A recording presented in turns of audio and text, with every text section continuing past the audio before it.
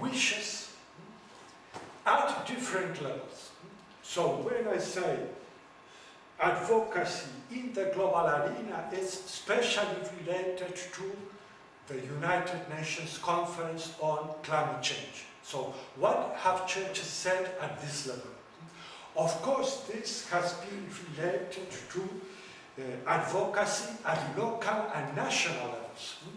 It is not only that, for instance, Caritas, together with the World Council of Churches and the Lutheran World Federation and Religions for Peace come together to say, we will say this. This is coming from the ground. When we went to the conference in the World Council of Churches delegations, we always brought people from the ground. You know? For instance, once we had a pastor from Fiji who said, for us, climate change is a matter of life or death. It's not something, we're happy because in Austria we will be able not only to have one kind of wine, but because the temperature will be increasing, we will have, I love wine, huh? So we will have not only, what is the white wines of Austria, but also red wines. Climate change is a matter of life and death for the people in Africa, the Pacific, Latin America, in many countries. So advocate is something like this. So there has been this flow between local, national bishops in, for instance, some Latin American countries or others. It's a way to speak out. This is to not to replace the voice of the voiceless, but to be able to, because if it's sometimes when you are at a COP, sometimes Greta Thunberg, it's a little different, but sometimes, it's nice. It's a young girl speaking, but they don't care so much if they are political leaders. If you have a bishop saying something, it's a bishop. Being Catholic, Orthodox, and then when sometimes we take Orthodox with their big it's impressive. And this is relevant. But this is also that has been done not only by churches, I will go very quickly, but you will have the, I like this, what happened, for instance, in Bolivia. There has been a mobilization of indigenous peoples, not Christians, indigenous peoples, who has advocated to recognize the rights of Mother Earth. So it's not only human rights, but does the earth have rights?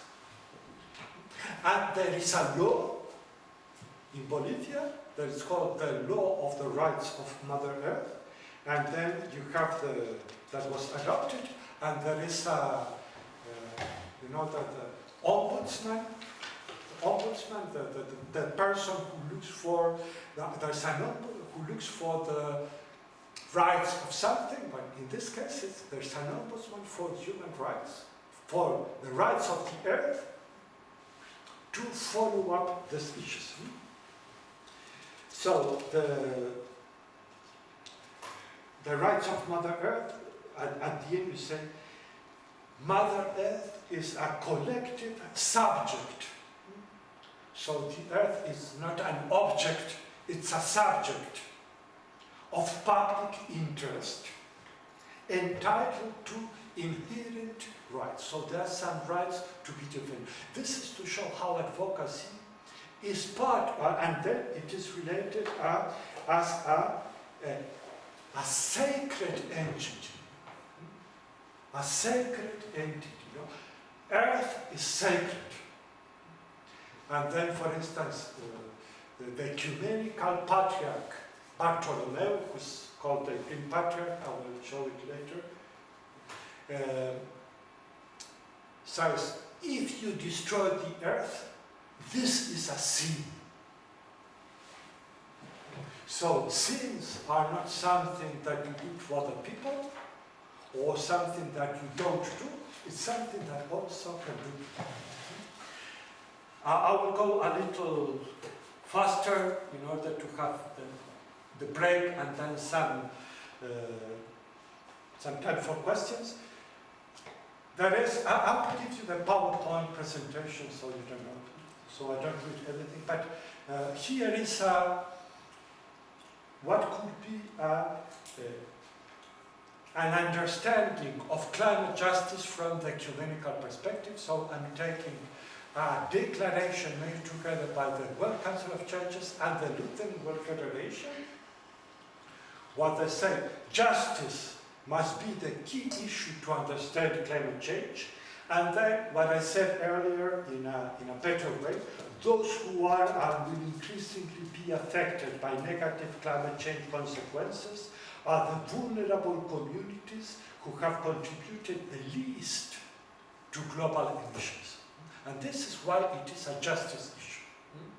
And you know that vulnerable communities is a concept that is very much used by the science of climate change, saying who are suffering the consequences. These are vulnerable communities. And then vulnerable communities, you say, are women and children. You were speaking about a lot about children, indigenous peoples, poorest communities, people with disabilities, inhabitants of coastal low-lying areas, so those who are suffering most the consequences of climate change.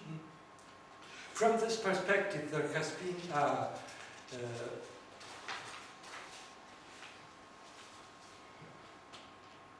strong, I would say, ecumenical and interfaith involvement at the United Nations. You have the chart of how are the negotiations going. I've been in 10 of this COPs, Conference of Parties. After every COP, I said, I will not come to the next one. It was so depressing, the results. And then, well, it was part of my job, so I came. But there was a strong involvement to see how you negotiate. You meet the representatives of the Arab states who would struggle for oil not to be taken out, or from the United States that changed a lot from Obama to Trump, and they quit from the Paris Agreement. So, but there has been a strong involvement at two levels, I would say. There was a strong mobilization on the streets where churches joined climate movements. This is not, they were not being apart, but joined churches and interfaith and other faith movements. And then there were, for instance, to give you an idea, these are the number of the COP, the year, and what was the statement. The faith communities have the possibility to present a statement at the high-level segment, when the presidents or environmental ministers are there. And if you look at them, there is a very strong emphasis on climate justice. Climate is not only an environmental issue, it's also a justice issue, and there's a very strong emphasis on interfaith. Mainly, I would say, with especially Muslim groups, Christian and Muslim groups. For instance, you have in 2001 already in Marrakesh in Morocco, there was a one-day colloquium on Islamic and Christian perspectives on climate change. So there were many activities that were organized during this conference of parties that gathered 10,000, 20,000 people to discuss these issues. You have the different titles, and since especially 2008, there were a series of climate change statements or manifestos that were signed by faith leaders. So there were, at the same time, mobilizations on the streets, what you were mentioning, more activist-oriented perspective, together with statements presented at the Conference of Parties, mainly by faith leaders. And among these faith leaders, I think it's important to recognize the role, the ecumenical patriarchate. This is the Patriarchate of Constantinople in now, what? Istanbul. Istanbul, thank you. In Istanbul, now. Why it is important? Because already in 1989, the former ecumenical patriarch, not Bartholomew, but Demetrius, he established the 1st of September as the day of prayer for the whole creation. And 1st of September for the Orthodox Church is the beginning of the liturgical year. So it's a very important date. And then after Demetrius passed away, in 1991 already, Bartholomew, who's the current patriarch, he has played a very important role. He organized dozens of conferences on science and religion in relationship to ecology. You have a quotation there, you'll have it. Of course, Laudato Si is very important. I like to present Laudato Si with this word that I like very much, that is a catalyzer. This is, things were going around on different levels. What was important of Laudato Si is that you have the voice of the Pope, who is someone recognized, no matter who he is, at the international level, who said something on ecology, climate change, also on the United Nations negotiations. And then, as I said, there were these interfaith statements.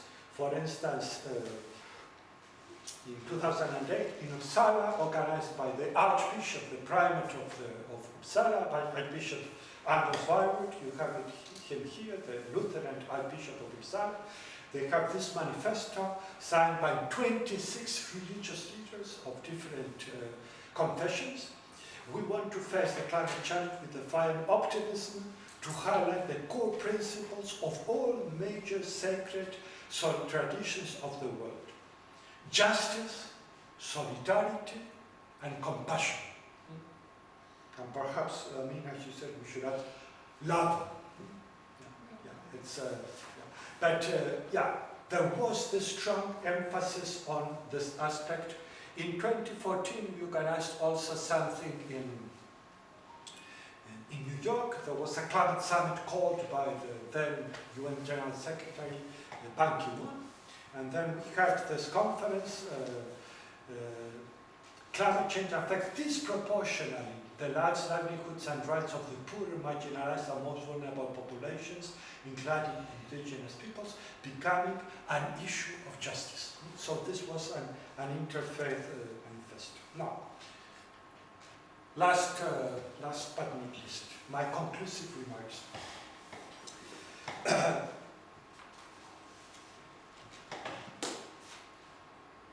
Climate justice, the topic of this service, has been a core issue, I would say, in the advocacy and mobilization activities of faith traditions, churches, Muslim associations. There's a very strong Asian Muslim Action Network. It's called Asian Muslim Action Network from Bangkok, very engaged on climate change issues. The Buddhists engage on climate change. So this has been there. As you said, who knows about this? I think with me we are 5 or 6. So the issue of visibility, of communication is something that Laudato Si, the importance of Laudato Si, that had a good, but who read Laudato Si? who's, well, yeah, yeah, me too. But I mean, yeah. So I mean, this is something that although there were how the issue of how do we communicate, what we have done, what we are doing, I think is a matter very serious, because visibility, communications, reaching out is not something easy. I want to stress these two lines. Faith leaders, or the statements, and public demonstration. Through, for instance, the last COP I was in Paris in 2015. We had, this was the case in many COPs, interfaith celebrations. And then we had an imam, a rabbi, a bishop, an indigenous people, priest, praying together. So all this kind of issues, this multifaceted approach in order to advance on these issues. There were, for instance, Act for Climate Justice campaign. Today, larger than the Catholic Church, there is this Laudato Si movement. There is this season or time for creation from the 1st September to October the 4th, the festivities of St. Francis of Assisi. However, in my perspective, climate justice, but even the issue of climate, of ecology, is very far from churches or believers at the grassroots. There are still, I would say, the majority of believers who don't see why ecology or climate justice should be related to their faith. This is something that has not still been included in their perspective. Despite there are different initiatives like green churches, green mosques, time for creations, eco-congregations. It's important also to stress, I sent to once 2 articles that I wrote on this, that you can read them later. Churches or faith organizations, they have, I believe, a specific role to play within the larger climate or ecological movement. This is faith communities, in my view, should not be isolated and try to create something special or different, but how do they, with their faith traditions, inspire? I like the word inspire because you have spirit there. The Holy Spirit, Al-Ruh Al-Qud in the Quran. No? You have the Holy Spirit who is inspiring the development of very little steps that I hope we are making in relationship to climate justice. Thank you very much.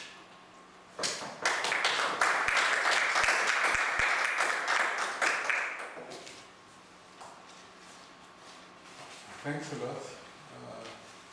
Chairman, this is really very important and very inspiring, and it gives a lot of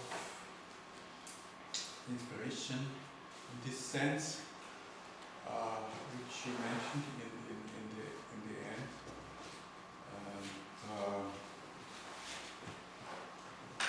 One can realize that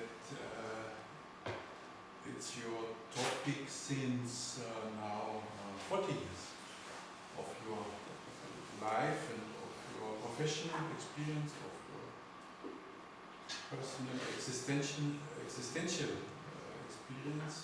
It is not just a topic. Yeah. So it is really a great pleasure that you share this experience and insights and conclusions and overviews with us. And I'm sure it will have an impact also in our search here in Austria for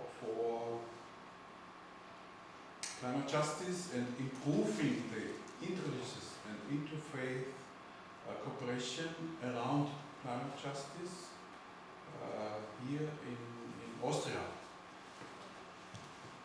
So, but finishing like the theologians, they like to preach, no? This is a danger. Now, if we make it prayer? Yeah. Coffee.